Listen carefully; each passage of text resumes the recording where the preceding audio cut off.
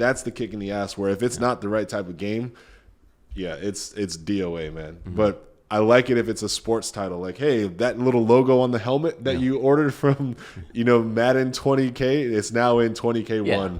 I think Congratulations. sports title has the best chance to work, but like very few are like sports titles. Yeah. So yeah, no, absolutely. I mean, but you do see it now in in games as a service subscription based. You look at Destiny, that game.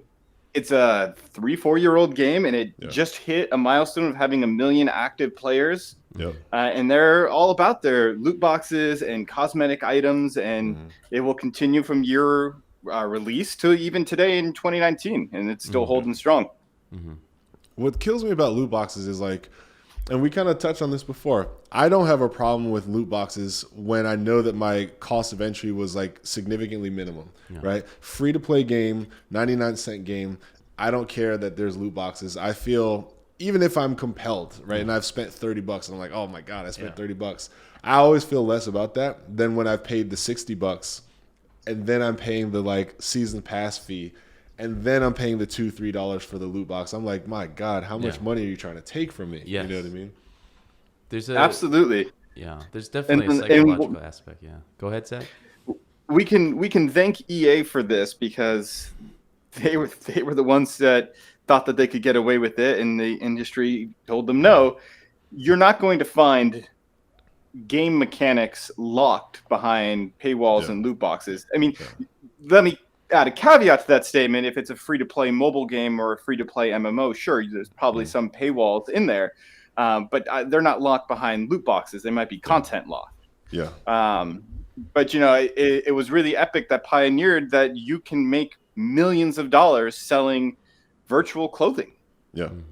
As soon as as soon as Fortnite doesn't exist anymore, all that money that all these kids have been spending on outfits and skins, gone. Yep.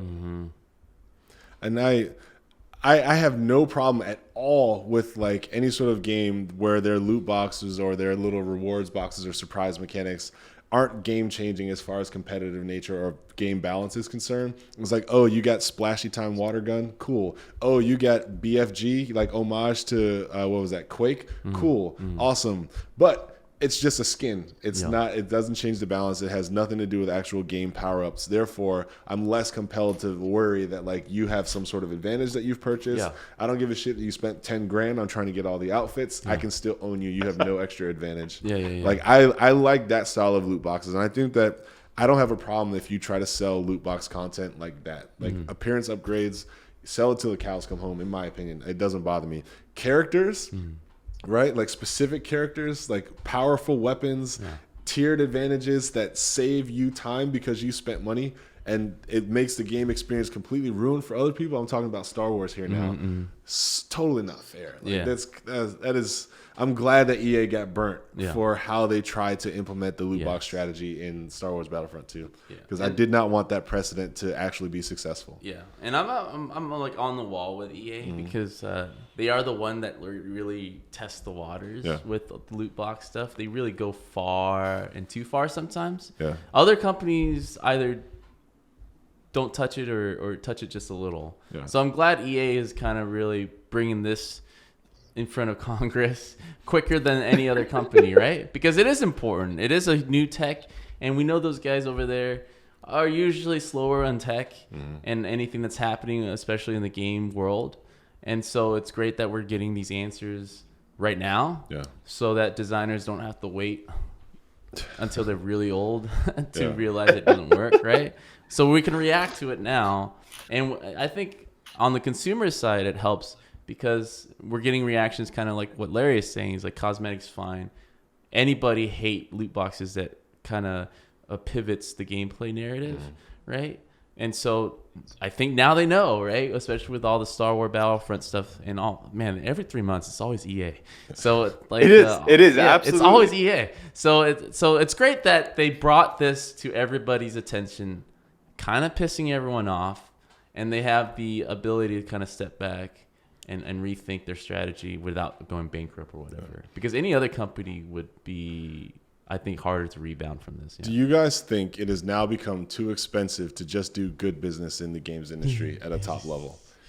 Do you think it's all greed that's driving this, or is it literally like they have to grasp at every possible penny? I'm going to get Zach this. You know what I mean? Like, are we outside of the realm of like, hey, we made a good game, and sure, you can buy these like little microtrans things, but we're not trying to get $3,000 credit card purchases out of you.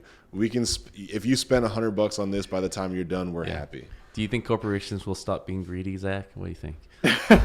So this is a loaded question. At the basic core, no. A corporation's goal is to make money no matter what they tell you, no matter how fluffy their commercials are and tell you that they're looking after your privacy. And come on.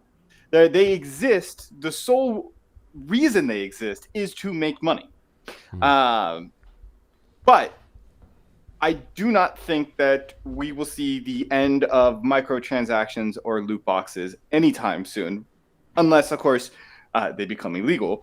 But game development, as you guys know and as the listeners know, has become so expensive that short of raising the price, and you're already paying $60 for a game. I remember back in the day that games were $30. Yeah, I remember 49 and then going to 60 and being like, "What the fuck is this? $60?" They're what was it? Xbox 360 set the bar at $59.95, and it was just, what the hell is this? It's become easier for people to swallow $60 for a new title, but consumer demand for better quality, for new technologies, for better graphics, for new gameplay ideas, for connected worlds, that all costs a lot of money that a $60 price tag might not exactly cover anymore. And if you're going to tell me that, say, the new Cyberpunk game costs $75 to buy, I might take a step back and go, do I really want to spend $75 on a game? I might not. Before they charge you for loot boxes.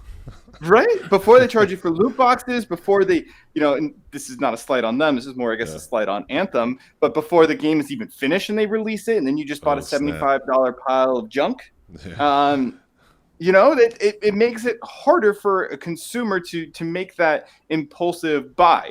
And I think that if you see that, you'll see the game industry decline, at least sales decline.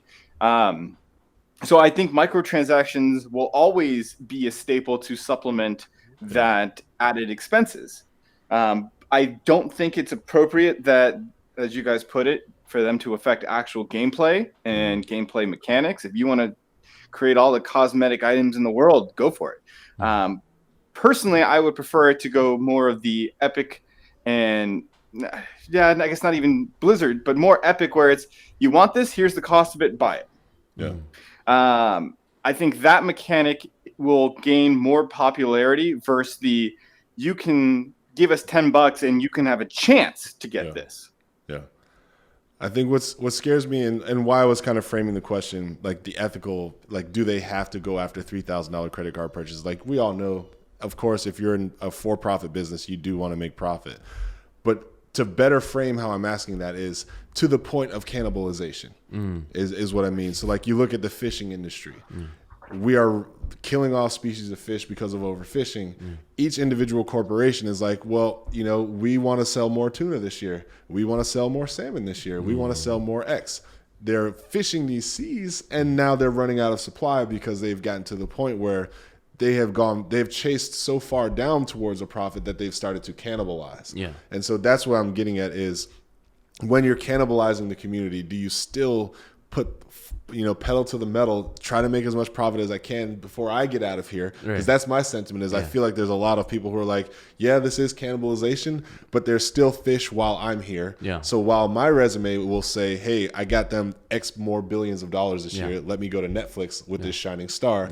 Don't give a shit that I've cannibalized the industry and I've made it harder for consumers to buy games in a way that is causing companies to shut down. Smaller studios not exist. Big AAA titles, not as many. Mid-tier studios disappearing. You know what I mean? That's where we are, is like, I feel like cannibalization is happening. It's definitely happening, but it's like, I think it's often distracted and disguised by the numbers, because every year the game industry is profiting more, right? We're constantly breaking records every year, but how are we earning that money? It's like you said, it's like we do have lesser studios and lesser games are coming out in terms of blockbuster hits, but maybe more indie, and we're kind of covering our losses through other means that isn't exactly apparent.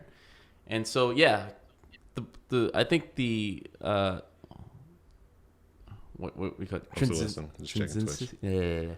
The ability with corporations, is it intrinsic? The intrinsic nature of corporations. So like they're there you go. That makes sense. Yeah, that makes sense. Thank you. Yeah, Zach you're on a roll. You're on a roll. Keep it going. So their whole thing is about making profit within the next quarter, right? Their only short-sightedness is kind of conquering everything that they're doing.